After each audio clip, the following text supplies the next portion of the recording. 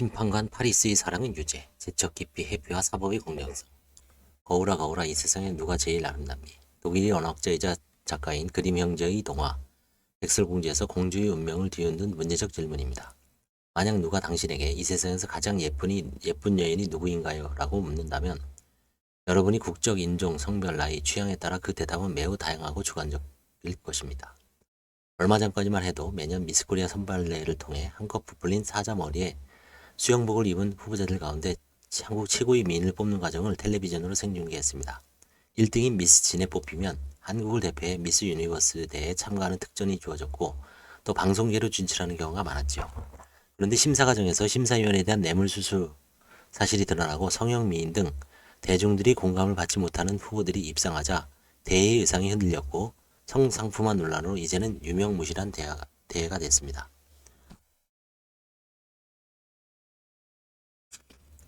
심사가 공정하지 못하면 심사 결과에 대해 승복하지 못하게 되지요. 트로이 전쟁의 도화선. 아름다움에 대한 심판이라면 그리스 신화의 파리스의 심판이 빠질 수 없습니다. 신들의 왕 제우스는 자신의 손자인 인간 펠레우스와 바다의 여신 테티스의 결혼식을 성대하게 열어 올림포스의 모든 신을 초대했습니다. 그런데 결혼식에 초대받지 못한 불화의 여신 에리스는 불청객으로 잔치에 등장해 가장 아름다운 여신에게 라고 적힌 황금사과를 던져버립니다. 블레 마르트가 그린 펠레우스와 테티스의 결혼식에서의 신성한 식사를 보면 화면 한가운데 왕관을 쓰고 고뇌하는 표정이 제우스가 있고 왼쪽으로 저 멀리 잔뜩 화가 나 심술궂어 보이는 에리스가 분쟁의 씨앗이 될 황금사과를 힘껏 내던집니다. 마치 연극을 보는 듯한 장면이 생생합니다. 흥겹게도 결혼식의 주인공인 신랑과 신부는 등장하지 않고 아프로디테의 하얀 등만이 환하게 비춰져 아름다운 여신의 몸을 강조합니다. 제우스는 아내 헤라, 딸이자 지혜와 전쟁의 여신 아테나, 그리고 미 여신 아프로디테가 서로 그 사과의 주인이라고 주장하자 파리스에게 심판을 맡깁니다. 트로이 왕 프리아모스의 아들이 파리스는 불길한 끔 때문에 부모에게 버림받고 이대섬에서 목동으로 지내고 있었지요. 아무튼 우여곡절 끝에 파리스의 심판이 시작됩니다. 그런데 누가 알았을까요? 이 심판이 트로이 전쟁의 도화선이 될 줄을 말입니다. 그리스 신화 최고의 미의 대결은 그리스 시인 호메로스의 서사시 일리아드에 기록된 내용을 바탕으로 후에 고대 로마 작가인 오비디우스가 적당히 살을 붙이고 상상력 옷을 입혀 더욱 매력적인 서사가 되어 파리스의 심판으로 불리게 됩니다. 중세 이후 그리스 신화에 천착했던 수많은 화가들은 이 흥미로운 주제에 조목하여 파리스의 심판을 캔버스에 옮겼습니다. 특히 루벤스는 여러 개의 버전으로 파리스의 심판을 남겼는데요. 그 중에서 독일 드레스덴 올드 마스터 갤러리에 전시된 작품을 살펴보겠습니다. 양들이 한가리 놀고 있는 평화로운 초기원을 배경으로 아테나, 아프로디테, 헤라, 새 여신과 파리스, 전령의 신 헤르메스, 사랑의 신 에로스, 그리고 불화의 여신 에리스가 등장합니다. 오른쪽에 황금사과를 든 파리스는 최고의 미를 뽑아야 하는 중책을 맡았지만 왠지 시큰둥한 표정을 보면 눈앞에 벌거벗은 여신들이 있음에도 별 관심이 없어 보입니다. 심지어 파리스의 복장을 보면 맨발에다 상의는 풀어헤친 상태로 심판관의 신중함은 전혀 드러나지 않습니다. 법학자의 시선에서는 심판과 파리스의 외관에 눈길이 갑니다. 재판정에서 판사가 입은 법복은 권위의 상징으로서 매우 중요합니다. 아직도 영국에서는 판사가 가발을 쓰고 재판을 진행하며 우리나라에서도 아무리 더운 여름에도 판사들은 검정 실크 법복을 입고 재판을 진행합니다.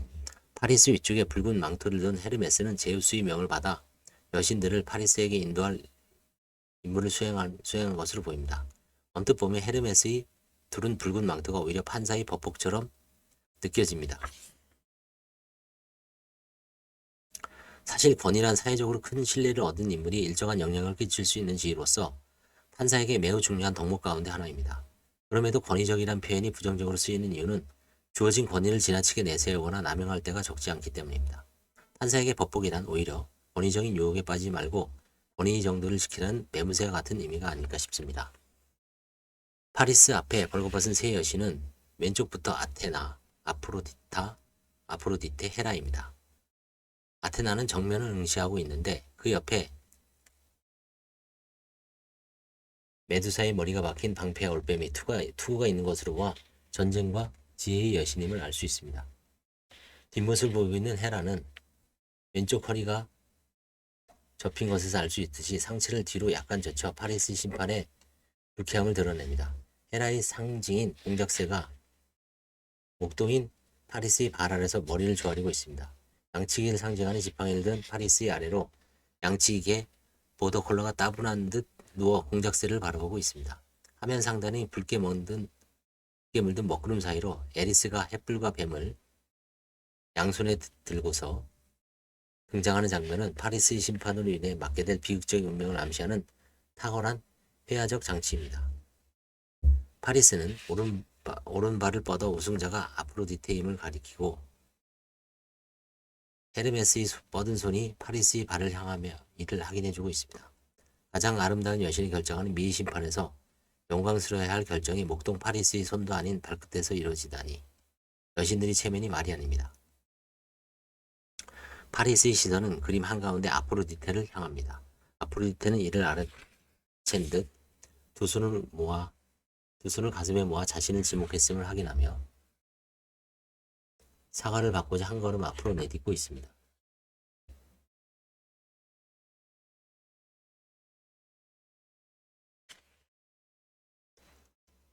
그런데 아프로디테의 표정을 확인할 수는 없지만 그다지 밝아 보이지 않습니다. 그림 왼쪽 아래에는 이로 인해 앞으로 어떤 일이 벌어질지 예감하는 듯 에로스가 곁눈질로 그림을 보는 우리를 응시하고 있습니다.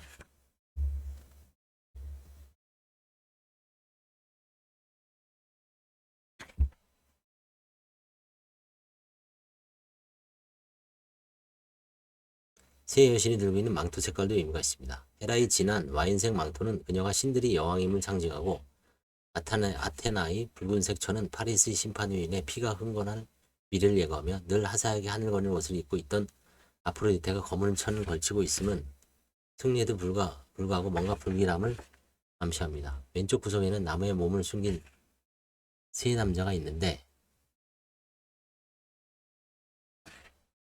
숲의 정령인 시티로스로 보입니다. 이들은 파리스의 심판에 관심이 없고 음탕한 눈빛으로 여신이 발가벗은 몸을 보는데 정신이 팔려 있습니다. 마치 이 그림을 보는 이들 중에 유독 여신이 벗은 몸에만 시선이 멈춘다면 시티로스와 다름없는 일종의 경고로도 읽힙니다. 플랑드르 출신의 바르코 화가인 루벤스는 파리스의 심판에서 새 여신을 통해 이상화된 여성미를 강조하는 그의 화풍을 단적으로 보여주고 있습니다. 아테나는 정면의 누드로, 아프로디테는 측면의 누드로, 그리고 헤라는 후면의 누드로 그려져 마치 여성 한 명의 누드를 보는 듯합니다. 여신들이 볼은 핑크빛이고 하얗고 뽀얀 허벅지와 가슴배, 엉덩이는 풍만한 살과 튼실한 근육이 살아 움직이는 듯 역동적에서 비현실적이까지 한데요. 마치 풍경의 일부인 듯한 배경 속 남자들인 파리스, 헤르메스, 시티로스가 어두운 살색의 평범한 육체로 묘사된 것과 대조를 이룹니다. 나는 여성이 크고 둥근 엉덩이 부분을 그려 손을 뻗어 희미한 살을 쓰다듬어주고 싶다고 했던 루벤스의 의도가 작품에서 드러납니다. 루벤스는 이탈리아의 소년과 머물면서 르네상스 걸작들을 연구했고 미켈란젤로의 긴장감 넘치는 육체와 티치아노의 선명한 색채 그리고 카라바조의 극적인 빛에 관심을 가졌습니다. 그리하여 루벤스는 빛의 역동성, 화려한 색채, 비약적인 묘사를 통해 미를 표현했는데요.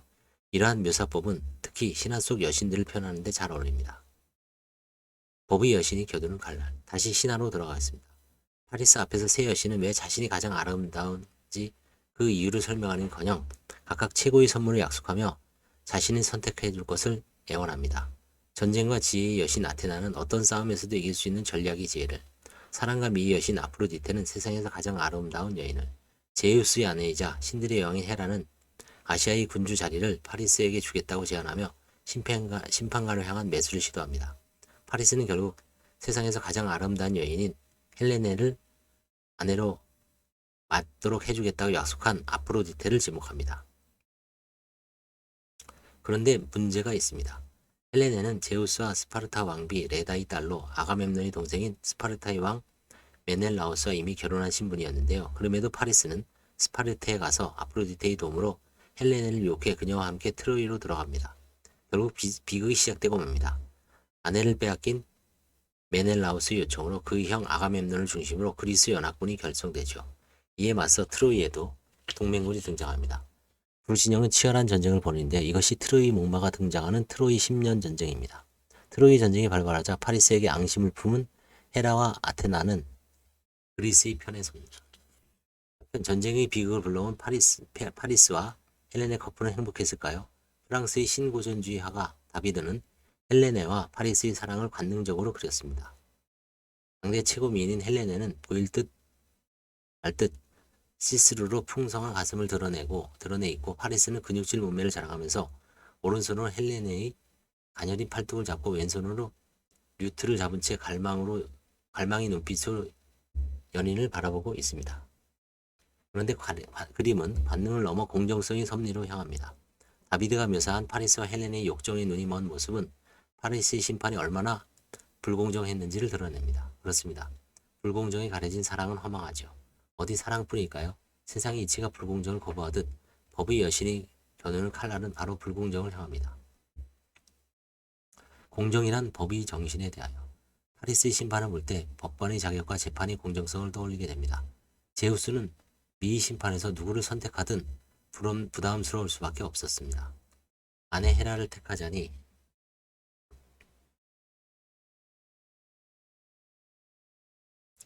헤라를 택하자니 딸 아테네가 마음에 걸리고 반대로 딸을 지목하자니 아내가 눈에 밝힙니다. 그렇다고 아프로디테를 뽑으면 아내와 딸이 동시에 불만을 품게 될 것이고 반대로 아프로디테를 택하지 않으면 공정하지 않다는 평판을 살 수도 있습니다. 결국 심판을 다른 누군가 파리스에게 맡길 수밖에 없었던 것입니다. 심지어 제우스는 잘생긴 파리스 같은 인간이 아름다운 여신을 뽑는데 적합할 것이라는 지극히 단순한 생각이 이릅니다. 그야말로 점입가경이 아닐 수 없습니다. 자초지종을 들은 파리스는 제가요? 왜요? 지금요? 하고 시겁하여 도망쳤지만 헤르메스에게 붙잡혀 어쩔 수 없이 심판관이 되고 말죠. 하지만 혈기왕성한 젊은이였던 파리스는 육체적 욕망에 이성을 잃은 나머지 공정하지 못한 결정을 내리고 이는 다시 전쟁이라는 비극으로 이어집니다. 파리스의 심판 같은 불공정한 판결은 신화에나 존재하는 이야기일까요? 현대의 사법 시스템에서 파리스의 심판은 상상할 수 없는 에피소드에 지나지 않을까요? 하지만 파리스의 욕망이 인간의 본성이듯 인간이 만든 사회에서 불공정은 정도의 차이가 있을 뿐 사라지지 않습니다. 불공정이 법학의 숙제이자 사법이 존재하는 이유입니다. 법학은 오랜 세월 불공정의 원인을 공부해 왔습니다. 그 중에서 특히 권력의 오남용이야말로 불공정의 시작이자 끝이 아닐까 싶습니다. 헌법과 법률이 권력을 견제하는 여러 장치를 마련해 놓은 것은 이 때문입니다. 당연히 사법권 행사의 오남용도 예외가 될 수는 없습니다. 모든 국민은 헌법과 법률에 따라 법관에 의하여 재판을 받을 권리를 가집니다. 법관은 흔히 판사라고 불리는데 사람들 사이 다툼이 있을 경우 법률에 따라 공정한 판단을 내리고 조정하는 역할을 합니다. 누군가 재판을 청구하여 소송이 진행되면 판사는 법률과 양심에 따라 누구의 주장이 옳은지 판단을 내려야 합니다. 대한민국에는 약 2,800여 명의 판사가 법원의 주요 업무인 재판을 맡고 있습니다. 자, 여기서 매우 중요한 문제가 등장합니다. 판사는 어떤 기준에 의거해 판단을 내릴까요? 헌법 103조에 따르면 판사는 헌법과 법률에 의하여 그 양심에 따라 독립하여 심판해야 합니다. 그리고 재판은 공정하고 신속하게 진행되어야 하며 공개재판을 원칙으로 합니다. 재판에는 몇 가지 중요한 원칙들이 있는데요. 법관의 판단 근거를 이해하려면 용어와 개념이 조금 어렵더라도 살펴보지 않을 수 없습니다. 민사소송의 경우 처분권주의 및 변론주의 원칙이 적용됩니다. 처분권주의는 절차의 개시와 종결, 심판의 대상을 소송 당사자에게 맡기는 것으로 사적 자치가 소송에서 구현된 것입니다. 이어 변론주의는 권리의 발생 및 소멸 등에 관한 주요 사실을 주장하고 이를 뒷받침할 증거 등의 자료를 수집하여 제출할 책임이 소송 당사자에게 있다는 것입니다. 쉽게 말해 당사자가 변론에서 제출한 자료만을 재판의 기초로 삼을 수 있다는 게 변론주의입니다. 즉 판사가 우연히 사건을 목격하거나 전에 들어 그 경위를 알게 되었다고 하더라도 이를 사실로 인정하여 판단해서는 안 됩니다. 이때 판사의 판단은 자유심증에 의하는데 이는 법원이 판결이 기초가 되는 사실을 인정할 때 증거의 증명력을 판사의 자유로운 판단에 맡긴다는 뜻으로 법정 증거주의에 반대됩니다. 한편 형사소송의 경우는 다릅니다. 형사소송은 증거재판주의에 따라 사실의 인정은 증거에 의해야 하며 범죄 사실의 인정은 합리적인 의심이 없는 정도의 증명에 이르러야 합니다. 그런데 만약 판사가 스스로 사건 당사자이거나 사건 당사자와 특수관계, 가령 원고나 피고 또는 피고인이 친족이나 친구에 있다면 공정한 재판을 기대할 수 있을까요? 설령 판사가 매우 객관적이고 중립적인 입장에서 판결을 선고했다고 하더라도 사건 당사자와 밀접한 관계에 있다면 상대방 당사자는 재판 결과에 의혹을 품을 수밖에 없습니다. 우리 법은 이러한 문제를 해결하기 위해 특정 사건에서 중립성을 의심받을 만한 사정이 있을 때 해당 판사를 재판에서 배제하기 위한 방법으로 제척 기피 회피 제도를 두고 있습니다. 제척은 법률이 정한 사유가 있으면 판사가 사건 당사자의 의사와 무관하게 당연히 직무에서 배제하는 것입니다. 이를테면 가정법원의 판사가 이혼 재판이 당사자라면 당연히 자신이 이혼 판결을 할 수 없습니다. 기피는 판사의 공정성이 의심될 때 당사자의 신청에 따라 재판의 참여가 배제됩니다. 회피는 판사 스스로가 자발적으로 직무에서 물러나는 것입니다. 얼마 전 대법관 후보자가 교수 시절 대형 로펌으로부터 고액의 자문료를 받고 의견서를 써준 것이 문제가 된 일이 있었습니다. 해당 후보자는 국회 청문회에서 만약 그 로펌이 사건이 대법원에 계류된다면 회피하겠다는 뜻을 밝혔는데요. 그 사건의 심판 업무를 스스로 맡지 않겠다는 얘기입니다. 심판관의 불공정성에 대한 우려는 동서고금을 막론하고 존재해 왔습니다. 고대 로마법에서도 일찍이 심판관을 선정할 때 당사자의 신청에 따른 기피 제도가 민사 및 형사소송에서 인정되었다는 사료가 전해집니다. 현대에 이르러 영미법에서는 리쿠설이라고 하여 판사 스스로 자신이 중립성에 문제가 있다고 판단하거나 당사자가 신청하면 재판에서 제외될 수 있습니다. 유럽의 대륙법에서는 좀 더 포괄적인 규정과 절차를 두고 있습니다. 즉 판사의 중립성을 보장함으로써 공정한 재판을 통해 사법제도의 전반의 신뢰성을 확보하고 있죠. 한편 재판의 공정성을 위한 제도로 법률 전문가가 아닌 일반 시민들이 재판 또는 기소에 참여하여 사실관계를 편결하는 배심제가 있습니다. 배심제는 피의자의 기소 여부를 결정하는 대배심, 기소배심과 배심원단이 사건의 유무죄 등을 결정하는 소배심, 심리배심으로 나누어지는데요. 배심제에서 배심원이 일반 시민들은 그 사건의 사실 문제에 대한 판단만 하고 소송의 지휘 및 증거조사, 법률의 해석과 적용은 판사가 담당합니다. 즉 기소 여부 및 유무죄 편결은 일반 시민들로 구성된 배심원이, 양형 결정은 재판부가 맡습니다. 우리나라는 2007년 국민이 형사재판 참여에 관한 법률을 제정하여 일반 시민이 배심원으로 형사재판에 참여해 유무죄 판단을 한 뒤 판사에게 평의 결과와 양형 의견을 내놓는 국민참여재판을 시행하고 있습니다. 하지만 국민참여재판의 경우 배심원단 판결은 원고적 효력만 있고 재판부가 이를 반드시 따라야 하는 것은 아닙니다. 다만 재판부가 배심원단 판결과 다르게 판결을 선고할 때는 반드시 그 판결문에 그 이유를 적시해야 합니다. 무릇 재판은 공정할 뿐만 아니라 공정하게 보여야 한다는 법원이 있습니다. 이 말에는 사건이나 사건 당사자와 친분이 있는 판사는 애초에 그 재판에 관여하지 말아야 한다는 의미가 담겨 있습니다. 재판이 공정성을 의심할 만한 요인을 아예 처음부터 만들지 말아야 한다는 뜻입니다. 그러한 의미에서 전관예우는 사라져야 마땅하죠. 아울러 지연된 정의는 더 이상 정의가 아닙니다. 재판 지연이 온 국민적 관심사가 된 작금이 법원을 바라보는 시선은 우려로 가득합니다. 다시 신화로 들어가 제우스는 제척, 기피, 회피의 대상이므로 제우스가 심판을 맡지 않는 것은 재판의 공정성을 위한 조치였지만 만약 파리스가 아닌 좀 더 객관적이고 중립적인 지위를 가진 자가 심판했다면 어땠을까 하는 생각이 듭니다. 그러면 트로이 전쟁이 일어나지 않을 것이고 우리는 아마도 다른 내용의 그리스 신화를 읽고 있을지도 모르겠습니다. 물론 루벤스의 파리스의 심판을 감상하는 즐거움을 누리지 못하는 건 아쉬운 일이지만 말입니다.